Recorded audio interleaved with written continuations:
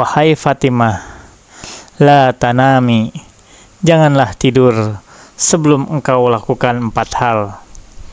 Menghatamkan Al-Quran, memperoleh syafaat dari para nabi, membuat hati kaum mukminin dan mukminat senang dan ridho kepadamu, serta melakukan haji dan umrah.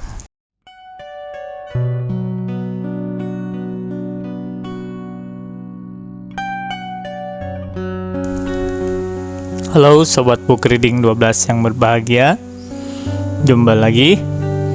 Kita akan melanjutkan pembacaan buku kita, masih dengan buku yang berjudul Doa Bukan Lampu Aladin, karya Jalaluddin Rahmat. Pada episode kali ini kita akan membacakan sebuah bagian yang berjudul Amalan Sebelum Tidur. Bismillahirrahmanirrahim. Suatu hari Rasulullah Shallallahu Alaihi Wasallam masuk ke rumah Sayyidah Fatimah alaihassalam. Ketika itu Fatimah sudah berbaring untuk tidur. Rasulullah lalu berkata, "Wahai Fatimah, la tanami, janganlah tidur sebelum engkau lakukan 4 hal. Menghatamkan Al-Quran, memperoleh syafaat dari para nabi, membuat hati kaum mukminin dan mukminat senang dan ridho kepadamu, serta melakukan haji dan umrah." Fatimah bertanya, "Bagaimana mungkin aku melakukan itu semua sebelum tidur?"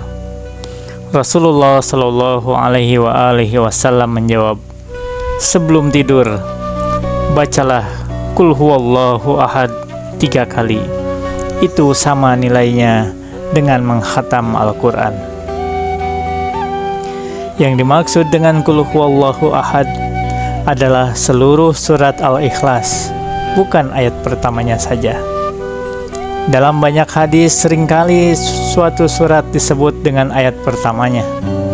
Misalnya surat Al-Insyirah yang sering disebut dengan surat Alam Nashrah.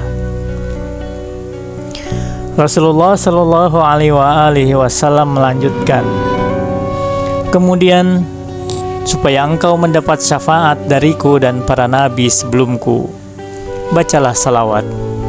Allahumma sholli ala Muhammadin wa ala ali Muhammadin kama shallaita ala Ibrahim wa ala ali Ibrahim.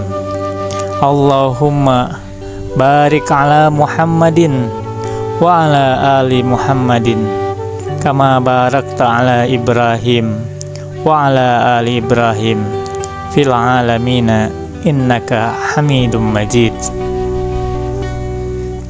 Kemudian supaya kamu memperoleh rasa ridha dari kaum mukminin dan mukminat, supaya kamu disenangi oleh mereka, dan supaya kamu juga ridha kepada mereka, bacalah istighfar bagi dirimu, orang tuamu, dan seluruh kaum mukminin dan mukminat. Tidak disebutkan dalam hadis itu istighfar seperti apa yang harus dibaca. Yang jelas, dalam istighfar itu kita mohonkan ampunan bagi orang-orang lain selain diri kita sendiri. Untuk apa kita memohon ampunan bagi orang lain? Agar kita tidur dengan membawa hati yang bersih, tidak membawa kebencian atau kejengkelan kepada sesama kaum muslimin. Kita mohonkan ampunan kepada Allah untuk semua orang yang pernah berbuat salah terhadap kita. Hal itu tentu saja tidak mudah. Sulit bagi kita untuk memaafkan orang yang pernah menyakiti hati kita. Bila kita tidur dengan menyimpan dendam tanpa memaafkan orang lain, kita akan tidur dengan membawa penyakit hati. Bahkan mungkin kita tak akan bisa tidur. Sekalipun kita tidur kita akan memberikan mimpi buruk bagi kita. Penyakit hati itu akan tumbuh dan berkembang ketika kita tidur. Dari penyakit hati itulah lahir penyakit-penyakit jiwa dan penyakit fisik. Orang yang stres harus membiasakan diri memohonkan ampunan kepada Allah. untuk orang-orang yang membuatnya stres sebelum ia beranjak tidur. Dalam hadis itu tidak dicontohkan istighfar macam apa yang harus kita baca, tapi ada satu istighfar yang telah dicontohkan oleh orang tua kita di kampung.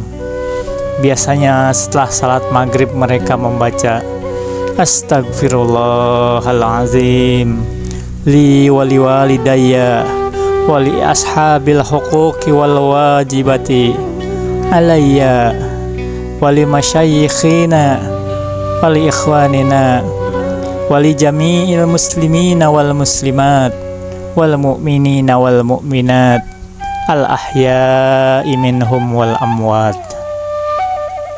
Ya Allah, aku mohonkan ampunan padamu bagi diriku dan kedua orang tuaku, bagi semua keluarga yang menjadi kewajiban bagiku untuk mengurus mereka.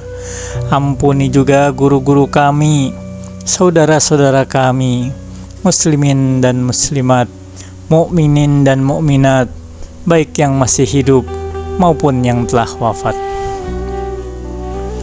Bila kita amalkan istighfar itu sebelum tidur, paling tidak kita telah meminta ampun untuk orang tua kita. Istighfar kita insya Allah akan membuat orang tua kita di alam barzah senang kepada kita. Istighfar itu pun akan menghibur mereka dalam perjalanan mereka di alam barzah. Manfaat paling besar dari membaca istighfar adalah menenteramkan tidur kita. Nasihat terakhir dari Rasulullah Sallallahu Alaihi Wasallam kepada Fatimah adalah, sebelum tidur hendaknya kamu lakukan haji dan umroh. Bagaimana caranya? Rasulullah bersabda, siapa yang membaca subhanallah walhamdulillah wala ilaha illallah wallahu akbar, ia dinilai sama dengan orang yang melakukan haji dan umroh. Menurut Rasulullah, siapa yang membaca wirid itu lalu tertidur pulas, kemudian dia bangun kembali, Allah menghitung waktu tidurnya sebagai waktu berzikir, sehingga orang itu dianggap orang yang berzikir terus-menerus. Tidurnya bukanlah tidur ghaflah, tidur kelalaian, melainkan tidur dalam keadaan berzikir. Sebetulnya, bila sebelum tidur kita membaca zikir, tubuh kita akan tertidur, tapi ruh kita akan terus berzikir. Sekiranya orang itu terbangun di tengah tidurnya, niscaya dari mulut orang itu akan keluar zikir asma Allah. Wa ma taufiqi illa billah. Alaihi tawakkaltu wa ilaihi unib. Wassalamualaikum warahmatullahi wabarakatuh.